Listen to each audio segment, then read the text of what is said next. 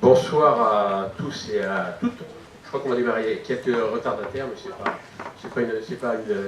c'est pas une bonne raison. Avant que je vous dise quelques mots, et puis évidemment qu'on écoute l'orateur, on est là pour ça, je vais peut-être passer la parole à Xavier Guérard, qui toujours très aimablement nous reçoit ici, et qui veut surtout pour certains d'entre vous qui sont des nouveaux visages, et c'est bien, vous passer quelques messages, enfin vous dire quelques mots. Voilà, merci, à tout de suite.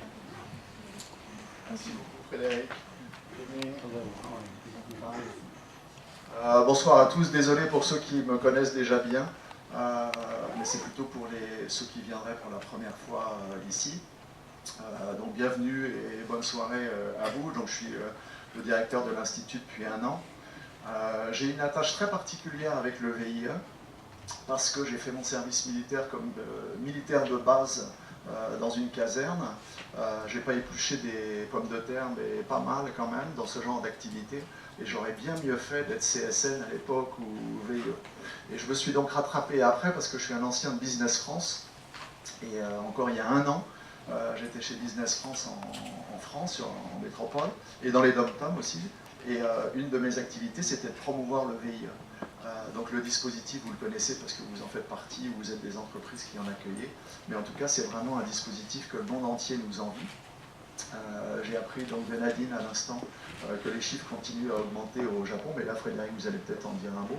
Mais il y a environ 200 VIE au Japon pour une centaine d'entreprises différentes. Donc c'est vraiment un dispositif qui fonctionne bien aussi au Japon. Ici à l'Institut, on est un centre culturel depuis 1951, donc on a 66 ans d'existence. Et notre activité, on s'apparente à une entreprise, on va dire ça, même si on dépend de l'ambassade du ministère des Affaires étrangères. On a environ une centaine de salariés qui travaillent sur ce site, dont 60 profs. Et notre modèle économique, c'est de vendre des cours de français, de débutants jusqu'à interprétariat, et puis aussi des cours culturels, on appelle ça français et gastronomie, français et tourisme, français et sciences politiques, français et CIS. Et une activité qu'on développe, et celle sur laquelle je voulais insister ce soir, c'est les cours en entreprise. Depuis 2-3 ans, on développe les cours en entreprise. Et plutôt que d'accueillir ici des hommes d'affaires ou des gens dont le business impose la langue française, que ce soit pour la France, le Sénégal, la Suisse ou le Québec, on envoie des professeurs enseigner dans les entreprises auprès de tous ceux qui peuvent être intéressés, soit par des cours particuliers, soit par des cours communs à plusieurs personnes. Et n'hésitez pas, donc j'en fais toujours la promotion, n'hésitez pas dans vos entreprises, si vous sentez un éventuel besoin, de les renvoyer vers nous, tout simplement à moi-même ou à la directrice des cours ou à je ne sais. Mais en tout cas, je voulais vous dire qu'on a aujourd'hui une quinzaine de clients dans le monde des entreprises. On donne des cours aussi aux institutions japonaises, au comité d'organisation des Jeux Olympiques, parce que comme vous savez, la langue française est une des langues olympiques, si ce n'est la langue de référence. On donne des cours au TMG, au Tokyo Municipality Government, enfin donc à la mairie de Tokyo. On donne des cours en entreprise japonaise, des cours en entreprise française. Nous, on a un vivier de près de 80 professeurs de français ici, à 90% français, bien souvent qui parlent très bien japonais, parce qu'ils sont au Japon depuis longtemps. Et on a aussi un certain nombre de professeurs japonais. Donc on peut s'adapter à strictement toutes les demandes, soit des cours individuels, des cours particuliers, des cours de perfectionnement, etc. Voilà, donc je voulais juste vous dire ça, vous dire de revenir nombreux pour nos activités culturelles. Le prochain bel événement, je vois Camille ici, qui est notre VI livre, parce que nous aussi à l'ambassade et à l'Institut, on a des VI, en l'occurrence, mais on en a quand même une demi-douzaine, je dirais. Notre prochain bel événement, c'est un événement autour de la littérature. Ça se passera autour du 23 au 26 octobre. Ah pardon, 25 au 8 novembre, mais étalé, on aura un gros week-end ici littérature, avec 5 auteurs français, des gens assez connus. Et puis on fera une grosse fête du livre le samedi 28 octobre. Si vous avez des livres français qui vous embarrassent, ça sera l'occasion de venir ici les échanger contre d'autres livres. Voilà, enfin, on monte des activités culturelles en permanence, des films, on a une médiathèque dans laquelle vous êtes la bienvenue. Enfin, ça, c'est notre activité culturelle classique. Et bien évidemment, vous verrez après, mais on a aussi une brasserie pour ceux qui ne la connaissent pas, où n'importe qui peut venir déjeuner, dîner ou la privatiser pour des entreprises, les Gonenkai et autres. Mais en tout cas, ce lieu est un lieu très ouvert au public japonais en priorité. Tout ce qu'on fait en général est en japonais, à part des confs comme ce soir, qui est en anglais. Mais voilà, vous êtes les bienvenus et faites savoir autour de vous que vos contacts, vos collègues dans vos entreprises sont aussi les bienvenus. Merci à vous, je repasse la parole à Frédéric. Merci. Puis on peut même ajouter, alors toujours dans la continuité des conférences et des activités que vous avez, que la prochaine conférence VIE se tiendra le 16 novembre, pour ceux qui veulent l'inscrire déjà sur leur agenda. Bien, moi je vais aller assez vite, hein, pour qu'on ait du temps pour Tom Nevins. Je voulais évidemment remercier, on vient de le faire pour l'Institut français, pour l'accueil. Je voulais aussi évidemment remercier Business France, qui est en première ligne, qui a fait un très gros travail depuis la rentrée pour cette conférence de ce soir. Donc on apprécie beaucoup, et je voulais surtout dire un mot spécial pour Nadine Shimura, non seulement pour la remercier, mais pour vous informer aussi, pour ceux qui ne le sauraient pas encore, que c'est Nadine qui, pour les activités VIE en tout cas, au sein de Business France, reprend le flambeau, puisque Thierry Darsin n'est plus à Business France, et par conséquent c'est elle qui a la charge de cette réunion, et c'est beaucoup de travail. Alors merci beaucoup, ainsi qu'à son assistante qui travaille beaucoup. Je remercie aussi la Chambre de commerce qui est venue avec plusieurs personnes, qui nous fait extrêmement plaisir, et puis aussi les comités des conseillers du commerce extérieur, avec son président aussi qui est venu ce soir, et qui donc les représente à plusieurs titres. Donc merci beaucoup, et puis je crois que je serais très incomplet si je ne remerciais pas aussi les membres du comité du club VIE Japon, qui en plus maintenant de Clément Ouane et de Séverin Ferrand qui ont la charge avec moi du comité, et bien maintenant on devrait être encore meilleur, encore plus performant, puisque se sont joints à nous 3 nouvelles personnes. Colline Certain, qui est VIE chez Sanofi, pardon. Mathieu Combellas, qui était en poste au Japon comme VIE, et qui est en train de monter son entreprise. Et puis Jean-François Rudy, qui lui est actuellement VIE chez Air France, donc ils sont les bienvenus. Ils vont avoir du boulot, mais ils le savent. Merci. Alors un mot, un demi-mot même sur les nouvelles du club, pour vous dire qu'effectivement le club, je crois, avance, qu'en France, au niveau du siège du club, il y a une vision de plus en plus précise sur ce qu'ils veulent faire. Le nombre de clubs augmente, y compris dans la région. Et je l'ai bien vu, j'étais au mondial des CSTE qui se tenait en Indonésie ces derniers jours. On a pas mal parlé du club VIE, il y a eu beaucoup de questions des entreprises, et vous savez qu'in fine, c'est l'intérêt, c'est-à-dire que les VIE connaissent de mieux en mieux les entreprises, et que les entreprises, par le plus grand des hasards, quand elles ont besoin de personnes de qualité, eh bien, pensent aux VIE, ceux qui l'ont été, ou ceux qu'ils sont, ou qu'ils deviendront.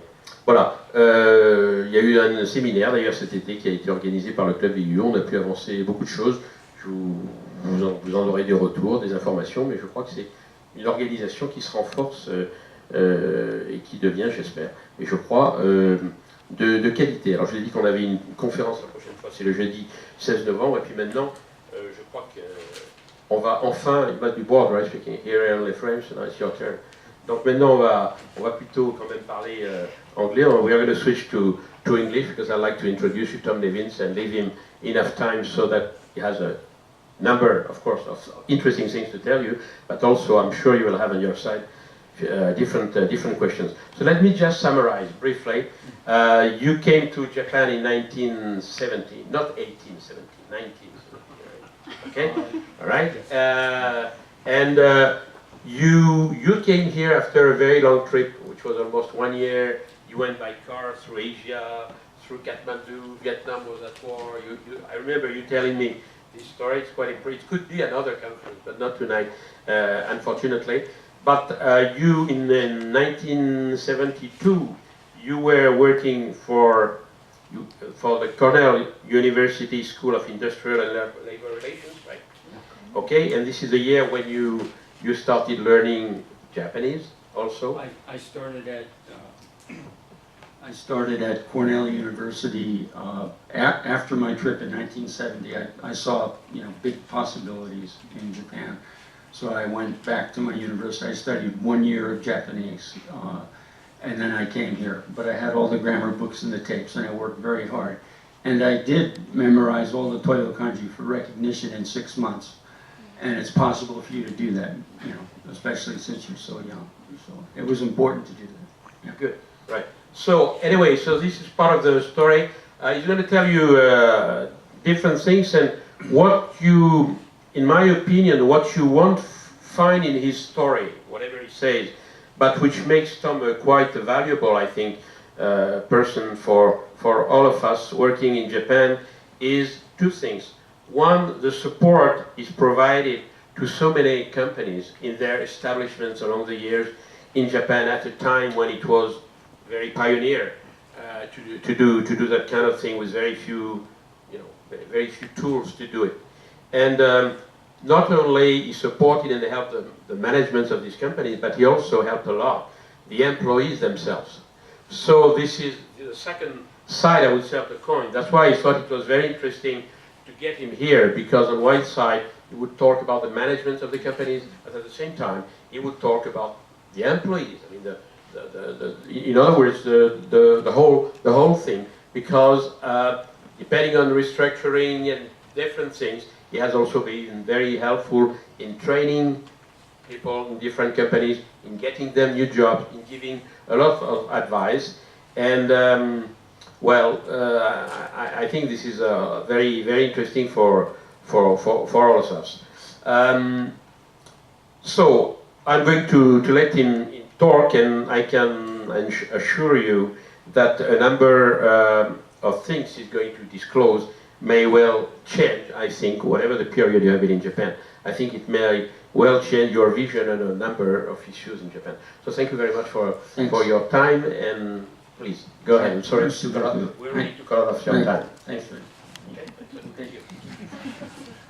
So, I studied French for 3 years in junior high school, and maybe my freshman year. And but I'm sorry, the only voila I understood voila.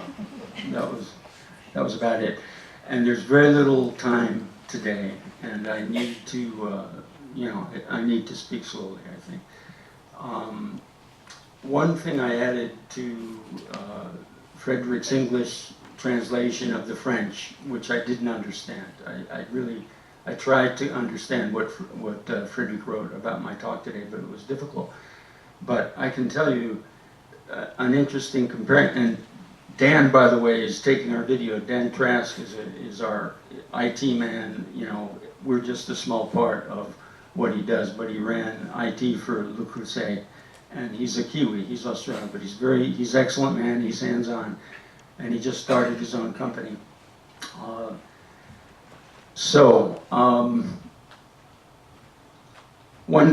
Dan said to me, "Tom, break a leg." You know what that means? Break a leg. It means like do a good job. But I'm afraid of this stage, so I'm going to come down so I don't break a leg.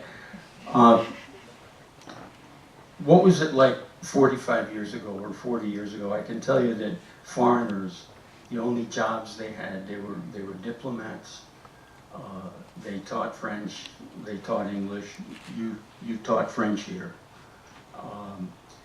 There were expats at the American Club and so on, high-level people. Inspection companies like SGS or Bureau Veritas or TÜV Rheinland did bring in a number of foreigners, but basically people were only interested in hiring Japanese, and that is still true. So I think that if you go to headhunters, they will not be able to help you, and they will not be very interested in helping you. Your French Chamber of Commerce, I think, can do quite a good job for you, and I'm amazed at the generosity and consideration of your French companies that have taken you on for 2 years. I think that that's spectacular, and I just confirmed that they're real jobs. They're not like the jobs, the summer jobs that come through the American Club. But now, what do you do after that? There are just so many more exciting possibilities. In the old days, you didn't even have female cab drivers, for example, not even Japanese female cab drivers. But think about it now. Even if you didn't get a big corporate job, if you worked on your Japanese, and there's a really good reason to do that. If you worked hard on that, oh, let me just mention, I'm really honored that the president of Metropolis magazine, Neil Butler, is here. And I was really surprised because Neil is so busy every night with his Metropolis parties. And you know about Metropolis, right? The magazine? Yeah, so thank you, Neil. He's also a New Zealander. Hi, okay, no time for that. Hi, okay. So, you know, you could become, you know, the first French cab driver, for example. I mean, it could even get you on television. There are all sorts of possibilities. Right now in Japan, land the size of Kyushu, it's not known who owns the land because there's no necessity to update the toki on your land. And so the government absolutely does not know who owns land the size of the whole island of Kyushu. What does that mean? The law is going to change. The law will also change, and they will insist right now, if there's an old structure on a piece of land, the tax is lower than it would be if the land were vacant. So one reason there are a lot of nice little parking lots is because the tax becomes lower if the land is being used. But there will also probably be a law passed, and some towns are already doing it, some communities, where they make you, you know, knock down your house, and then your tax rate will go up if the house isn't there. So there are all these possibilities for you to buy land. Like Dan Trask, you know, bought like 100 tsubo, you know, a big piece of land. So that's like, you know, 330 square meters. He's got like 8 or 9 rooms, you know, 3 dogs, 1 room for each of his dogs. How many wives do you have? Maybe just one. Okay, he's the Kiwi. But, you know, you can do that. So it's not like the old days. I can tell you a story. I lived in an apartment, the nice apartment building right past the British Embassy. So it's right behind the park on the way to Yasukuni Shrine on Uchiboridori. So you have the British Embassy and you have that building. The unit was only 38 tsubo, so 38 tsubo times 3.3 square meters, right? So what, 100, you know, 120 square meters. During the bubble, a unit above me or below me sold for 13.8 oku yen, so 1,380,000 yen. The man had bought it for 800,000 yen. And then just a year and a half later, when the bubble burst, it was finally sold for 1.44 oku, so 144 million yen. Okay, so the whole thing with the bubble was amazing. I told Frederick when we had lunch last week that the richest historical taxpayer in Japan in 1988, it was a Lebanese man named Debs. And I told Frederick that nobody knew anything about him. That's true, but it ends up they have a very large company in Osaka. He bought land in Yoyogi Uehara and he sold it. He made $400 million, okay? He made $400 million on that, and you know, it was the talk of the town. And he paid about $60 million in taxes. So the point is, even with your package here, you know, one way you can definitely get a job is there are 10 people lined up to get the job in either a Japanese company or a French company. And you offer to take a term contract of even 1 month. You know, a term contract is more legal binding short of an act of God than being a seishain or a regular employee. You say, look, I'm the last person that would want to stay in this company if I'm not wanted. So, you know, I'll just leave. And then the employer has no risk. Having no risk, you can even increase your salary and get a higher salary. So you definitely should be able to get a job. If, you know, only the people that kind of touch me will say that. Now that means, yes, you have to be good, but if you're not good at what you do, and if you don't try and be the best at what you do, you know, life isn't very much fun, right? So, you know, you don't want to be a clock watcher. As soon as you're a clock watcher, you make your shokuba, you make your workplace your prison, right? Think about it, if you're looking at the clock. But if you throw yourself into work, and you do more than everyone else does, and what counts is between 5 and 6, or 6 or 7. Now, you don't want to become a workaholic, and you don't want to become too rich.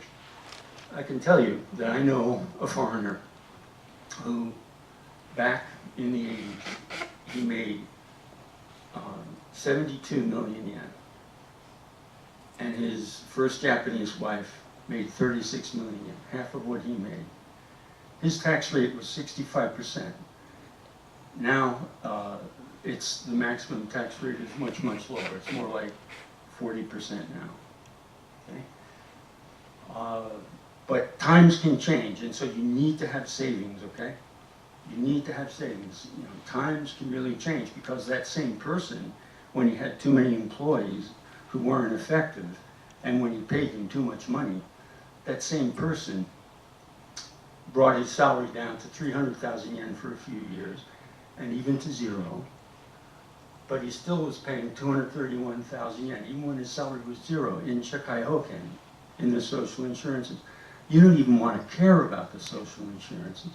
There won't be any money there for your pension. There's some money for the old guys like me, but I did pay into it for a very long time. And I still pay into it. But you don't care about that. So you don't care about being a regular employee. You don't even want to join Kokumi Nenkin, you know, the National Pension Fund for Individuals. You want to join Kokumi Kenko Hoken, National Health Insurance, which you can do on your own. You don't care about that, though. That is a total waste of money. And one of the reasons, I don't want to talk too fast here, sorry, but one of the reasons wages aren't going up in Japan is employers are too cheap. They are. They're making tremendous profits, and they're not paying out salaries the way they used to. They're not, and they should. And the top executives now are making too much money. Not as bad as America, and Europe even got worse because of America. But they are making too much money, and they're not paying enough to their employees. But their contributions and your contributions, which are matching to social insurances, they've just gone up. They've gone up much too much. So there are all sorts of possibilities, and you, as people who have a language other than English, have even more possibilities to work with Japanese companies also, all over the world. You know, some of you, if the guys marry a Japanese wife, you know, she actually may prefer to live abroad. So, you know, even a foreigner considering marrying another foreigner who really loves Japan and wants to study really, really hard, you know, it's an option. It's a little bit more, you know, troublesome when, you know, some of the things come in from the yakuba, from the kriaksho, right, which you have to fill out. But, you know, there's just so many possibilities now because there's a shortage of labor. You know what the tankan is? The tankan is something where they ask all the businessmen how they feel about the economy. And the tankan rating of Japanese businessmen, you know, especially, you know, Keidanmen type, the big businessmen that they survey, it's the highest that it's been in 10 years. The unemployment rate is the lowest that it's been since 1991. And there are 2.56 jobs available for every person if you go to Hello Work. You know, we used to call it the Shokujo, you know, the Shokujo Ante Show, Hello Work. If you go there are 2.56 jobs for every person. So there's something there, you know, and there's really no such thing as a lousy job. I mean, think about it. Even if you're a custodian, if you do a really great job, you know, you'll become the head custodian, and you'll start your own business, your own custodian business. You know, there are so many possibilities now, more than there used to be, because it used to be just too strange to meet a foreigner. But even, you know, even a foreign taxi driver now would really be a great way to learn your Japanese. You can go medium and small enterprises now. They are also trying to invest abroad. And the other good news is that salary levels, even in China and in other countries, are going up quite a lot. So it's becoming more possible for the Japanese to manufacture here. And they're getting tired, as are all the foreign companies. The French companies and the German companies are getting very tired of having their technology ripped off by Greater China, especially mainland China. Very tired of that. So it's very, very exciting times. I think you really should work on your Japanese. It's just so much more fun. Even as your ears get bad, as you get older, if you can read those kanji so well on television now, you know, everything has the kanji underneath. If you just, and a couple of my close friends and even my own secretary didn't know that on television now, you know, everything is like bilingual. So even if it's a Japanese drama, you know, you can turn it on so that the kanji is underneath the drama. It's just so much easier to learn the language now, and it's very important. I read that in just a few months, Apple, is it called the Bud? The Apple Bud. You can just put this thing in your ear, and it already has about 8 languages, which are just automatically. So everything that Frederic and the other leaders of the Institute, and thank you, and also thank you for the technical man who helped me out and turned on the air conditioner. But everything, it's up to 8 languages. Within a year, there'll be 40 languages. So as long as everyone has a bud in their ear, they can totally understand each other. Maybe they have to speak a little bit slowly. So, you know, we already know that lawyers are losing their business, at least outside of court. In terms of just counseling, lawyers are losing their business. You know, in court, I guess you still need someone to be in court, but so many jobs, accountants, they're losing their jobs. There's always going to be, they're going to be restaurants and retail businesses, and there always were some great foreigners running bars and restaurants here. That's something else that we could do. We did that.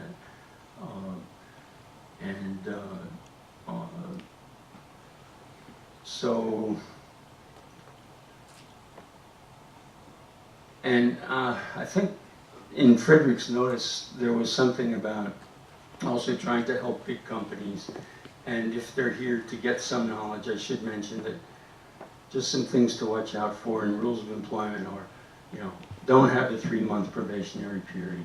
Make sure it's 6 months and renewable. Don't just have the maximum pay cut of a half a day's pay or 10% of the pay during the pay period. Right next to that, also have the ability to adjust pay based on someone's new job, contribution, performance, or a change in his job. And, you know, there are more and more people now that have, you know, kokoro no byoki, you know, they have this, it's in the newspaper, so all these people now, a lot more people are saying that they're just sick and they don't want to work, and their co-workers hate it. So if the company is set up so that they're getting paid full salary for doing nothing and they're repeating it, you know, there's absolutely a way to fix all these things. And in fact, if you say that you're paying long-term disability to people, you lose the ability to collect the 66% from the social insurances, which the employee and the employer is paying very dearly for. And, you know, in terms of 12 or 13% each of your pay level. Okay, so it's a lot of money that goes into these social insurances. So you don't need that.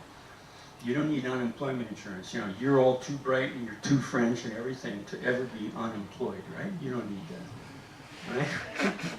I mean, French people, you know, you're not going to get unemployed in Japan. You just keep hustling and you keep moving. And, you know, I think I heard from Frederick that maybe 2/3 of you are engineers, and there are quite a few IT people. And, you know, IT is a real skill. You can really do something with that. In my mind, the most important courses I took, it wasn't about knowledge. It wasn't even my labor relations. That was easy to learn on my own. But it was touch typing, actually. In high school, my last year, it was touch typing, driver's education, and it was Japanese. Because there's this big difference between skill and knowledge, right? And, you know, and learning and knowledge. Knowledge can be the enemy of learning.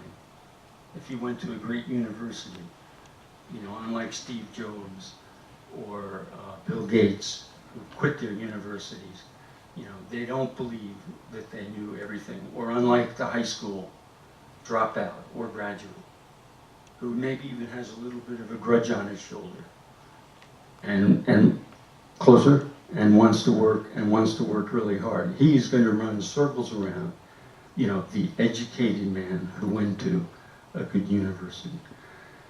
So, you know, knowledge is really the egg, the golden egg, but you want to work on your goose, you know, the goose that lays the golden egg. The goose is the learning. The knowledge is, you know, that's just the egg. And so we're supposed to end at 7, and you wanted to have some questions or what? Or, well, you may have like more. Yeah, no, I mean, or you can go ahead. I can. Some questions in between. Okay. Are there any questions at that stage which you would like to hear more or some development or whatever? You know, I can tell you a couple of very, you know, to me they're very interesting. When I came to Japan in 1970, all of Nishi Shinjuku, it was 34 hectares. A hectare is 2.47 acres, right? Or it was 84 acres, or it was 323 tsubo, 323,000 tsubo of water. It was a reservoir to purify Tokyo's water. And, you know, the first tall building that they built where that water reserve used to be, it was the Keio Plaza Hotel, which was 180 meters. And up until then, the tallest building had been Sekai Boeki Center, where the monorail comes out. And before that, Kasumigaseki building, that was 156 meters. But that was twice as high as the New Otani Tower. Do you know where the New Otani Hotel is? That tower is 72 meters. That was the tallest building in Japan. And before that, the Diet, from 1936 until 1964, it's only 67 meters high. That was the tallest building in Tokyo. It's unbelievable how the town has changed. And I think, you know, it's changed for the best. So, you know, I think that life comes in stages. I started out going to the public bath when I was your age, younger, I guess, when I was 22. I lived in Suginamiku, off Omekaido, and I went to the Sento. And the Sento was 48 yen then. Now it's 460 yen. So I had a 6-mat room, you know, 6 tatami mats. And I had a 2-mat kitchen with just a sink and with a Japanese squat toilet. But I was happy, I was as happy as the little lice in my tatami. I mean, I really was. That was fine with me. And now, you know, I'm in a 5-story building, which is nice, and live on the 4th and 5th floor, and that's nice too. I guess I wouldn't want to go back to the tatami room, but you know, people are not successful because they have a lot of money. They might have a little bit of money because they're successful, but you know, success is really like the progressive realization of a worthy ideal, right? Just to, not really a dream, you know, and nobody's got to be that big or that important, because no matter what we are, we're not going to be like, you know, Masayoshi Son of SoftBank, or, you know, Carlos Ghosn. I mean, that's incredible. By the way, Carlos, Mr. Ghosn, he really changed things. Another example of geisha. Up until he came in and he had such a big salary, but he was fair enough to bring all these Frenchmen with him, and he wanted to give them big salaries too. And then he was also fair enough to say, okay, I have to give my Japanese some big salaries. So within just a year or two, the Toyota and the Nissan and the Honda executive, not Honda as much, but their salaries, you know, went from the traditional 22 million yen a year, you know, 20 to 22, even 19 million yen a year. They went up to 40 and 50, 60 million yen. But they're not doing enough for their employees. But that's also the fault of the labor unions. And, you know, the man who united Ringo, Yamagishi-san, he was the #2 man at Zendensu, at the telecommunications union when I used to work there. And by the way, that's something to think about. Don't just think about getting one corporate job. Like me in the beginning, get a few gigs. So I worked at Kokusai Kotsai Zengakai, which was a Shaidan Hojin set up by Honda. It was in Honda's old head office in front of the ISA building.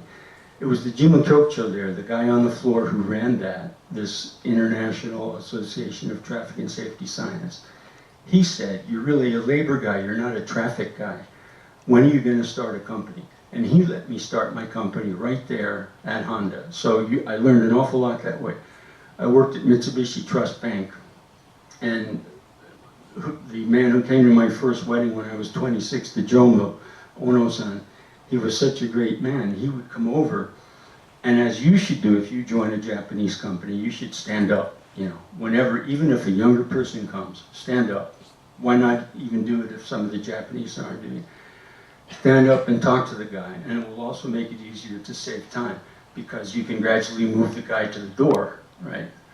Or move him away, or stand up and go onto the toilet, you know, in case they're talking too long. I mean, that's one key to success, you know, time management, you know, asking yourself, what is the best use of my time right now? Is the way I'm using my time getting closer to my goals, you know? But, you know, not too much about all that. It's not all just about money. And maybe the best use of your time, you know, is being with your kids. And even though I know somebody was making a lot of money at some point, I also know that he took his kids all around the world for 6 to 8 weeks every year. Just me and my 2 boys. But maybe I shouldn't have done that. Maybe I should have let them do it on their own, the way I did it, the way I had to do it. Although I did go with my parents, you know, also to France, to 8 countries when I was maybe 13, just once. The only kid in my high school. And then my girlfriend used to go skiing in Europe. But, you know, maybe you don't want your kids to be too rich. You know, having them in the French school is maybe some kind of a, you know, a bit of a status symbol maybe. But, you know, it doesn't have to be that way, because I can tell you, these international kids, including my 2 kids and the 2 international, you know, hafu or doubles, whatever you want to call them, from my second Japanese wife's marriage, they also had their own problems, big time. So yes, you know, a hafu, you know, one of our kids in a Japanese school, it might not be a cakewalk, but the international school isn't perfect either. So all you need to say to your French friends who might have a big enough job to have their kids at the French school or something, or the American school, or Nishimachi, where, you know, my kids went before they went off to boarding school at 10 and 13. Anyway, all you need to say is, look, the Japanese language is much more complex. It's much more difficult to master. Japanese society is more difficult to to fit into, to break into. So, you know, we chose to send them to Japanese school, and then you send them back to your mother or your family in France, and you speak with them in French, and it works. You know, you can do it, and so yeah, you know, you don't need to make all that much money. The main thing is you want to be happy, but you want to have a purpose. You don't want to be like that man in Las Vegas, you know, Mr. Paddock, Steve Paddock, who just killed 59 people and wounded 500 people from the Mandalay Bay hotel window on the 32nd floor. Why does he do that? He's even rich. He sent $100,000 to his Australian partner who was in the Philippines. He's got properties in LA. He's a rich man. Why does he do that? I don't know. You know, no meaning in his life. He made his money through gambling. He got that suite for free, the one he shot out of. he had money come in from his real estate property, 64 years old. I mean, we don't want it to end like that, right? So we want to have something that's at least special to us, something that we're good at, that we can take some pride in, and that's like all we need. And if we feel we're getting better and better at it, I think that we'll be happy. And the key to happiness is really, it's really, I think, having something to do. Now that guy didn't always have something to do, so for a year he planned this, to do this thing at that country western concert. Crazy, I mean, just unbelievable. Why? We're still not really sure. So, just the hobby of mastering all the Japanese characters and really being able to nail them, to know the kunyomi and the onyomi, that is a pretty cool hobby. How many of you want to stay in Japan, like, forever, do you think? Like, that's a hard question, because it would have been, I think I answered positively when I married my first wife, who was an only child, and she wouldn't let me leave anyway. And so, there I was, but it was okay. I think that after 5 years, I decided that I would probably be here. And I can also tell you this, also, I made a commitment to myself. One thing to keep me here, I bought a house, even though I was going to this public bath. I bought my first real estate. I've done quite a bit with real estate. I bought my first real estate in Yamanashi. A Gashozukuri, kayabuki, thatch roof, Japanese house with irori. And, it was a really big house. It was like a besso for a minister, a Japanese government minister. I bought it with another guy. My share of the loan was 6 million yen. I paid it off in 8 months, even though I was still going to the public bath. So, even on your wine, you can buy an expensive bottle of French wine.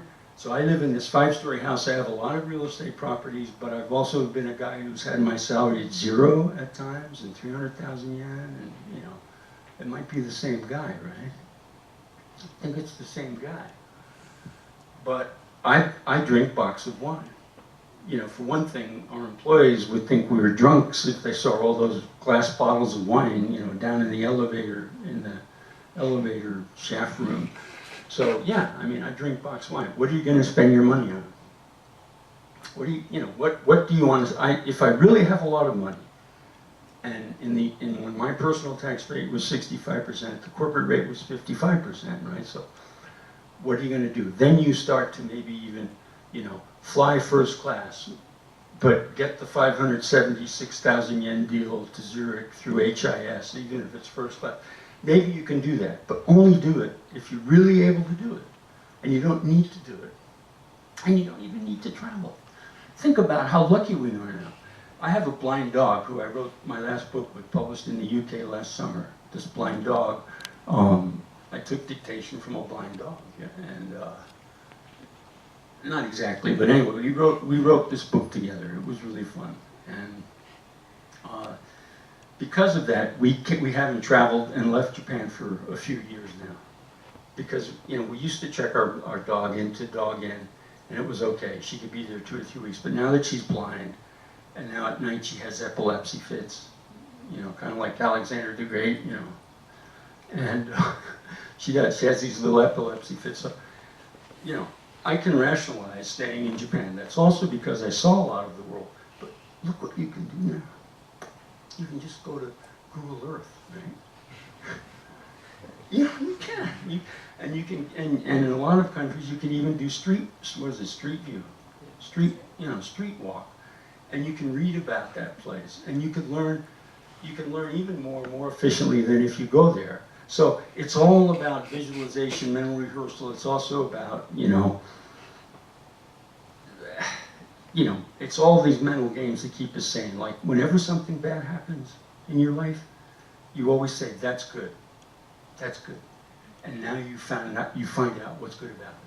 So for me, we used to have 28 people in the company. Headhunting got too difficult for us.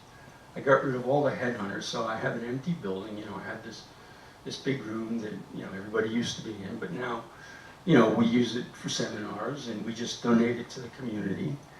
And I'm really happy. I'm just so much happier. I can sleep better at night.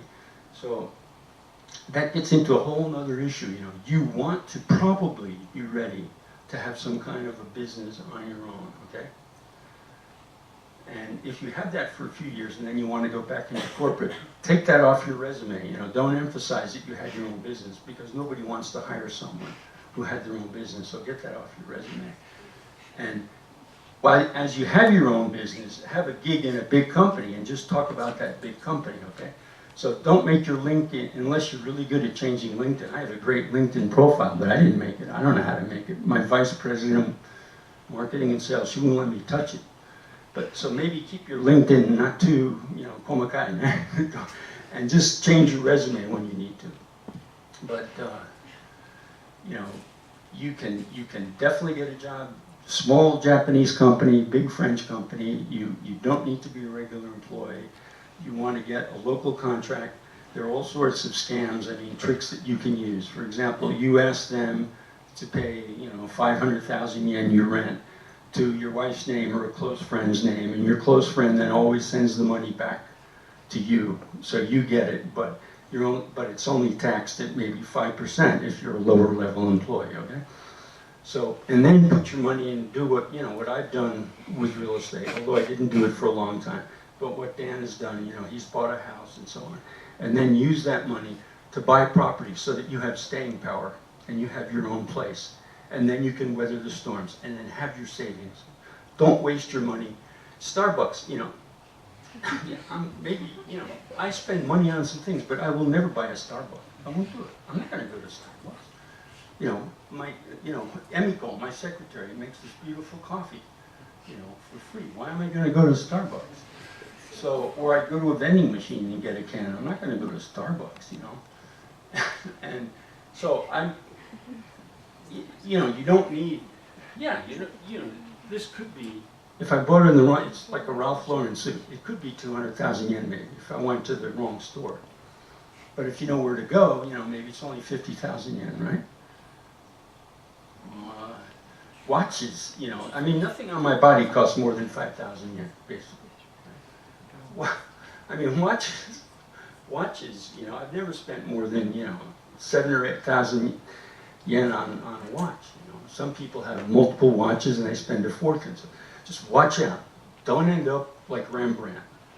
I remember I went to Amsterdam. He kept painting. He kept making money. He was painting for kings, but he ended up a pauper, and he ended up in a pauper's cemetery until about 150 years later. They said, "Wait a minute. This is our Rembrandt. We can't do this. We have to take him out of there and, you know, make a nice monument for him." So don't end up like Rembrandt. I mean, that story always scares me. Plus, a guy, when I was like younger than you, and I joined the Tokyo Chamber of Commerce. Actually, I learned a lot. My Japanese was good enough to be able to understand their seminars at, you know, Tosho, the, you know, Tokyo Shoko Kaigisho, the Tokyo Chamber of Commerce. And I went, and this guy was talking about Shugyokusoku, you know, rules of employment. And he said, what motivates me is I'm just afraid. I'm afraid of the future. I'm scared stiff. And he was maybe 45 years old. He said, I don't know how long this can continue and whether I can take care of my family and everything else. But on the other hand, if you're too wealthy, some of my kids had some problems about that. Because in fact, their first mother would even say, you know, there's so much here that you'll never even have to work a day of your life. Can you imagine? That's not something that a French mother or, you know, like my mother would say. But, you know, they're okay, and they're coming around, and they're doing all right. But a very tough start, you know, a tough start for them. So it's probably better that they realize that they have to really struggle. And that's the key to happiness. I think, you know, struggling. I mean, I'm glad that my first wife stole a few $1 million from me. I really am. Because, you know, I mean, I thought it was all, you know, I let her do the accounting. By the way, that's so many messages I wanted to give you today, but don't think that accounting is that difficult. She had me believing accounting was difficult. The first time I went to the bank, when finally she got out of it and I got rid of her, I couldn't believe I was in the bank handling money and doing accounting. It was like a big deal. Nothing to it, you know. You keep, even your wife or your husband, you keep that rather separate and you know what's going on. If you're going to run a restaurant, you make sure you know how to cook all those recipes, and you make sure your chef knows that, and there's less of a chance he's going to quit you and he's going to go off on his own. You could become a farmer. You could become a winemaker in Yamanashi. There's all these cheap lands and this beautiful place to grow wine, and you're the first French winemaker maybe.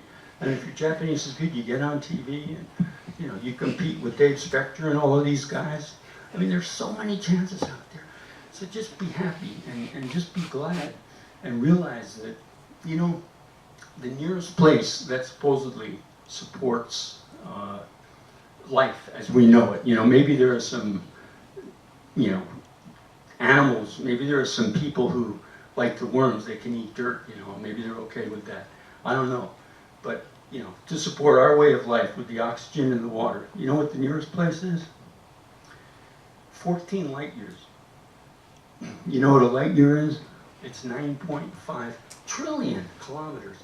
Trillion kilometers. That's like 12 zeros, right? You guys are the engineers, right?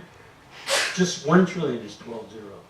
So that means it's 126 trillion kilometers to the nearest place out there that supports life.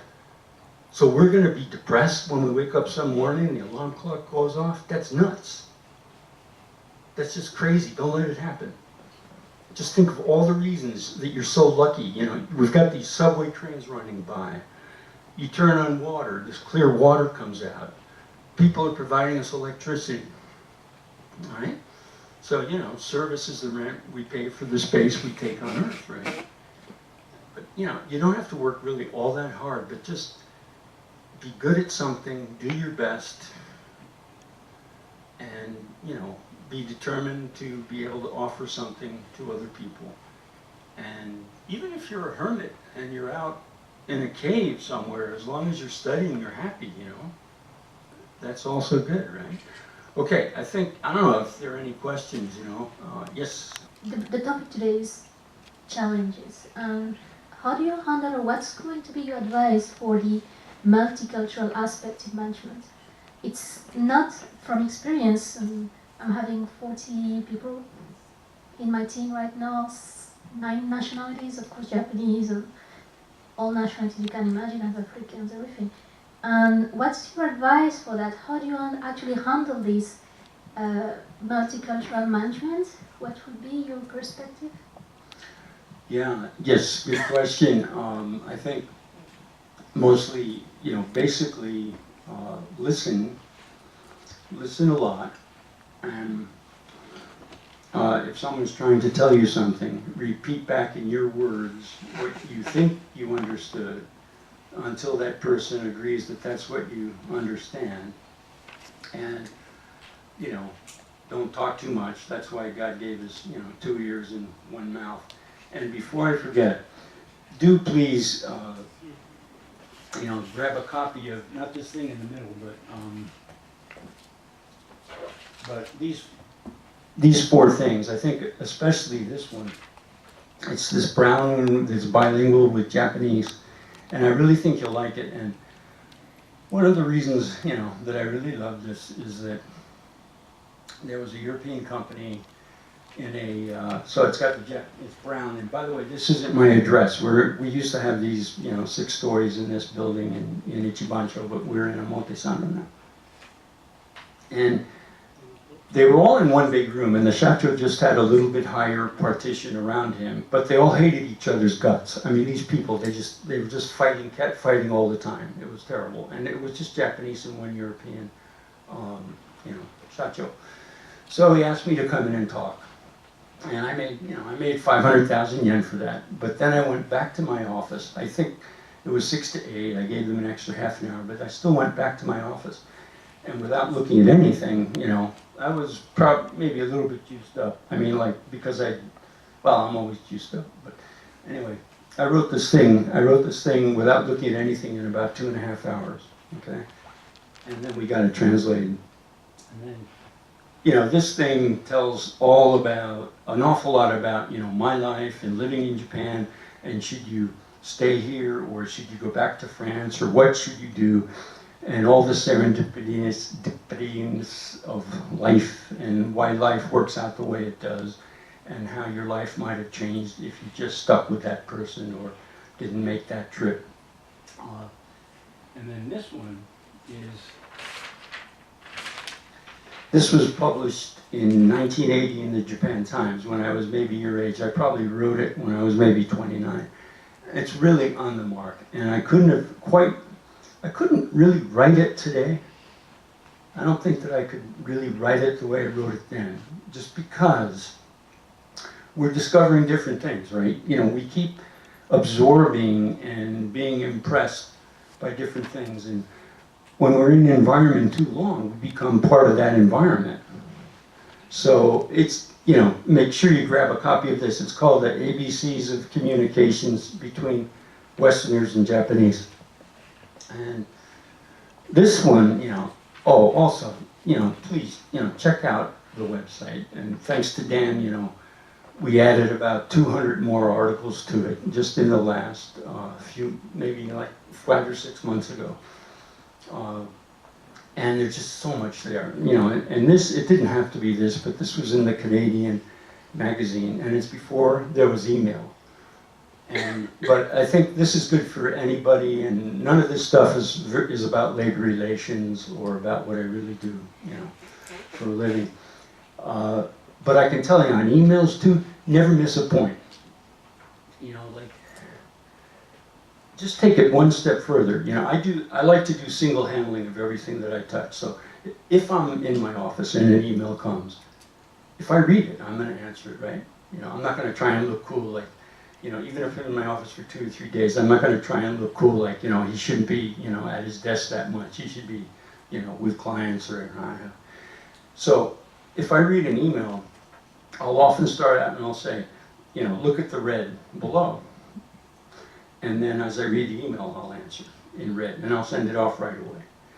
And before there was email, or at least before I used email, because I was afraid of it, because I always answer people. I can't ignore people. It's a real problem for me. I just don't do it. But before I used email, I used to take their letter, and I had a stamp, a rubber stamp, which said, please excuse this. You probably remember, Frederick. This allows an immediate response. And then I would do the same thing. I would handwrite on their letter what the deal was, you know, what the gist is. So even with your emails, you know, and don't, yeah, I mean, you know, if somebody writes me 5 words, I'm going to write back 7 or 8.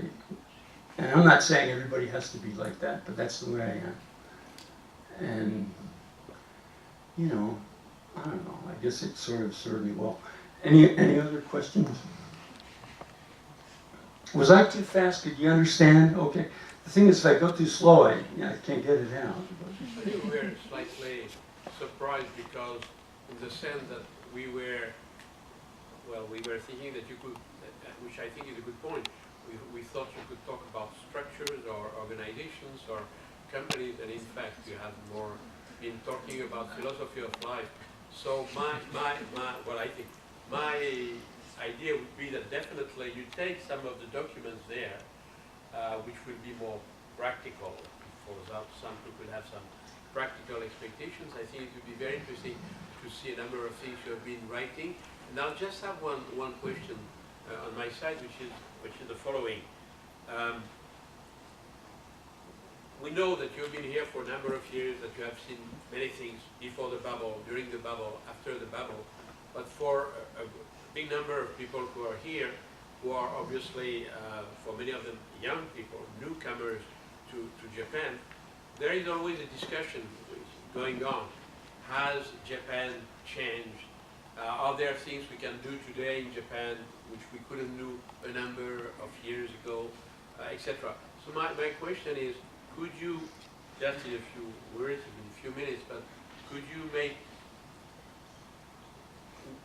how can I say, materialize what you think is unchanged in Japan, and what has been really changing, let's say, these 10 or 15 years, so that it would be interesting for people who have not been here for a while, before, I mean, it would be interesting for them to see what is changing, and are there really new things for young people they could do today in Japan, if they stay here, for example, which most likely wouldn't have been possible in the first place before, because of their age a few years ago.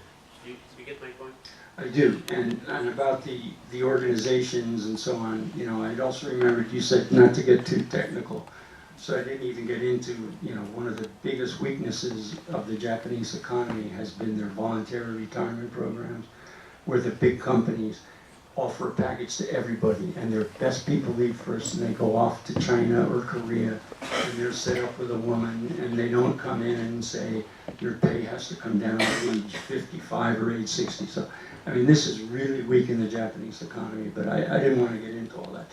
Changes, I mean, you know, like, Japanese would never eat at all on the street as they walked, okay? McDonald's changed that. The first McDonald's was in Ginza in 72.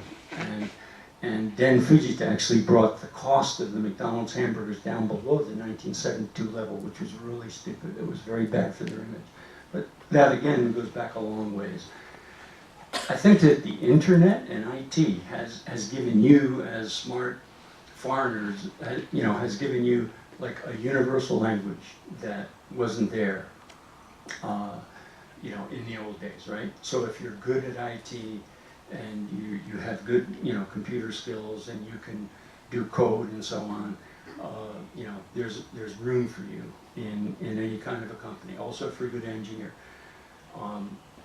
Architects, you know, Manny Sultan, who's an Egyptian who got a PhD at Todai now, he's closer to my age.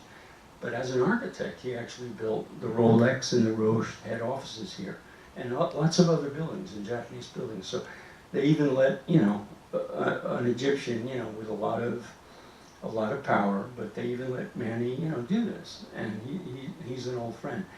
So, you know, you can do that. You can do many things, but of course, his Japanese is also good. Women, you know, are obviously, there's a lot more talk than there is action, but look what's happening with Koike-san.